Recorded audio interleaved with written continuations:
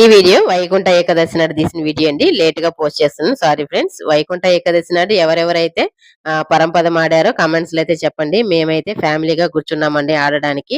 ఆట అయితే చాలా ఇంట్రెస్టింగ్ గా పోతుందండి. నిచ్చెన ఎక్కడం గానీ, మళ్ళీ ఆ నిచ్చెన అలాగే కిందకి దిగిపోవడం గానీ, పైకి ఎక్కిన తర్వాత మళ్ళీ పాము మింగితే మళ్ళీ అలా కిందకి రావడం గానీ, చాలా ఇంట్రెస్టింగ్ గా ఆడుతున్నామండి మేము. మా పిల్లలు బాగా ఇంట్రెస్టింగ్ గా ఒక గంట దాకా అయితే ఆడారండి. వాళ్ళకి చాలా ఇష్టమైపోయింది ఈ ఆట. వైకుంఠ ఏకాదశి నాడు మనం జాగరణ, ఉపవాసం చేయలేకపోయినా గానీ పరంపదం మటుకు కంపల్సరీగా ఆడాలంట.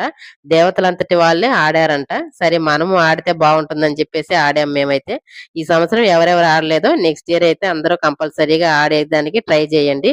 మేమైతే ఒక 12 దాటిన తర్వాత హౌస్ ఓనర్ వాళ్ళకి డిస్టర్బెన్స్ గా ఉంటుందని చెప్పేసి నేను ఒక టీ షర్ట్, మా ఆయన ఒక టవల్ తీసుకునేసి గవ్వలు ఉన్నాయి, గవ్వలతోటి ఆడుతున్నాం మేము.